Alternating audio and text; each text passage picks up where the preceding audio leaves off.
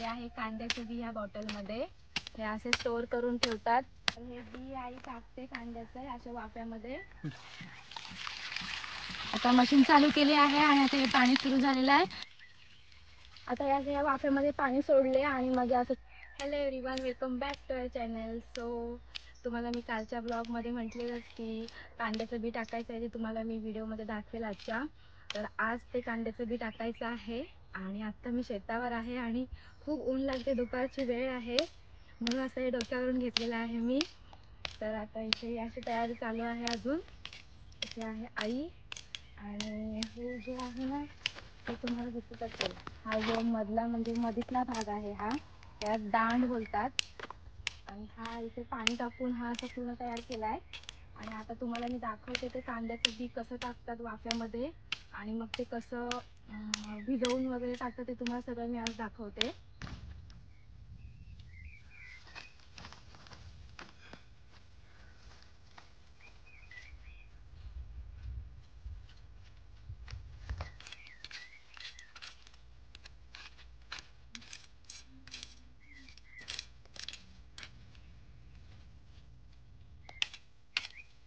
हे सगळं बी आहे जे आपल्याला टाकायचं आहे ते इथे. आणि हे आहे कांद्याचं बी या बॉटलमध्ये. हे असं स्टोर करून ठेवतात. जेव्हा कांदे होतात तेव्हा ते बी तयार होते तेव्हा. आणि हे तुम्हाला दाखवते मी बी.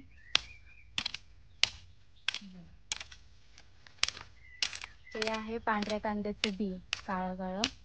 आणि मग ते टाकल्यानंतर रोप तयार होतं आणि मग ते दुसरीकडे लावून त्याचे कांदे तयार होतात, पांढरे कांदे. ते दाखवेन तुम्हाला मी.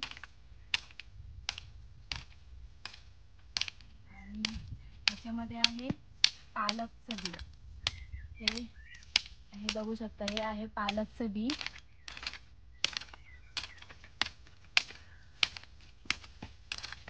आणि ही आहे गोबी. गोबी म्हणजेच कोथिंबीर.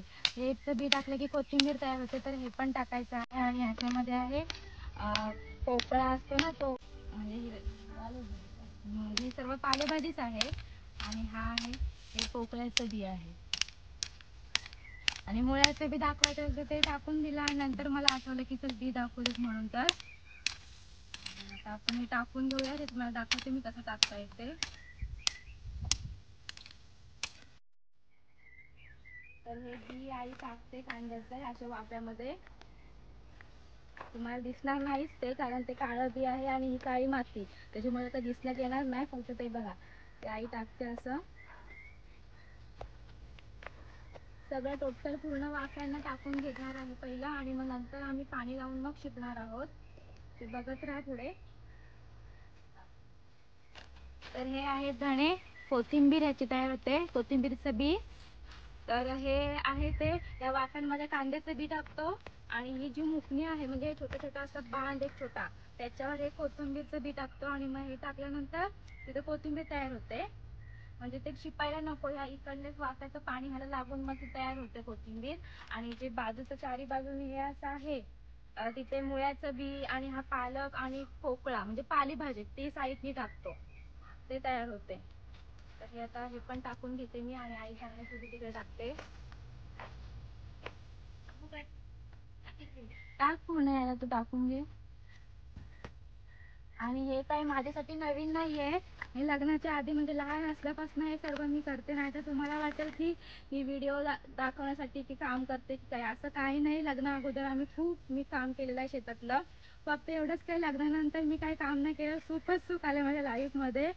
आणि आता इकडे कधी आले की मग शेतावर मी येते. आणि ते नवीन नाही माझ्यासाठी, मला सवयच आहे त्याची, त्याच्यामुळे हे सर्व मी करते. दरवर्षी कांद्याच्या सीझनला मी घरी येते माहेरी. आणि हे असं माझं नेहमी करत असते मी. तो आता हे कांदे धणे टाकून घेते.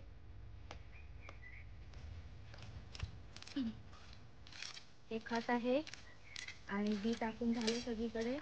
आणि त्याच्यावर पुन्हा असं टाकून द्यायचं आहे, जास्त नाही, थोडं थोडं.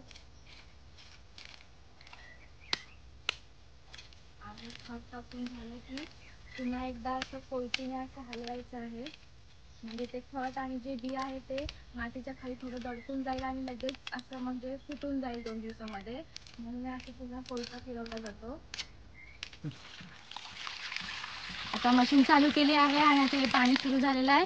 तर असं ह्याच्यामध्ये पाणी लावलेलं आहे आणि आता हे आपण छोटे छोटे जे वाफे केलेले आहेत ना ते आता शिपून घेऊयात आपण. बी वगैरे टाकून सगळं डन झाले. आता हे शेवटपासून सुरुवात करूया. लास्ट एकदम जायचं आणि तिथून मग वाफा फोडून घ्यायचं.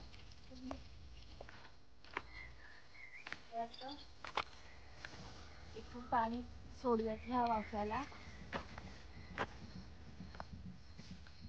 असं पाणी आता होऊन जाईल. आता या वाफ्यामध्ये पाणी सोडले आणि मग असं थोडं असं ही माती दाबत दाबत असं पूर्ण हळूहळू भरपूर वेळ जातो हा वाफा की पहिलाच आहे आणि असा वेळ जातो. आणि आतापर्यंत आमचे थोडेच झालेले आहेत हे तुम्ही बघू शकताय आणि अजून भरपूर बाकी आहेत त्या साईडला. हे पूर्ण व्हायला खूप वेळ जाईल. मातीचे हात तर आता तुम्ही बघितलं, तुम्हाला मी दाखवलं. आता असं हे कांद्याचं बी टाकतायत आणि मग जवळजवळ हे बी तयार म्हणजे रोप तयार व्हायला 1 ते 1.25 महिना लागतो आणि तिथून मग कांद्याची लागवड सुरू होते. ते पण मी तुम्हाला पुढे दाखवेल. हे 1-1.5 महिन्यामध्ये नेक्स्ट ब्लॉग मध्ये तुम्हाला सगळं पूर्ण कांद्याची लागवड कशी करतात ते दाखवेल. हे फक्त रोप दाखवलं मी तुम्हाला असं टाकतात म्हणून. तर आणि सकाळपासून आई होती आमच्यासोबत. आई बोलायला लाजत होती, त्याच्यामुळे आईला फक्त थोडी नॉर्मली घेतली मी. आणि आता आई बाहेर गेली आहे. हे सगळं ही आमच्यावर जिम्मेदारी दिलेली आहे की शिपाल का म्हणून. तर तुम्ही म्हटलं मी शिपून जाईल. आई थोडी बाहेर गेले. तर ही कामं माझ्यासाठी नवीन नाही आहेत. मी लग्ना अगोदर खूप ही कामं केलेली आहेत. फक्त लग्नानंतर माझ्या नशिबात सुख आलेलं आहे. आणि इकडून लग्नानंतर मी म्हणजे लग्न झाल्यावर दरवर्षी इकडे मी कांद्याच्या सीझनला घरी येतेच.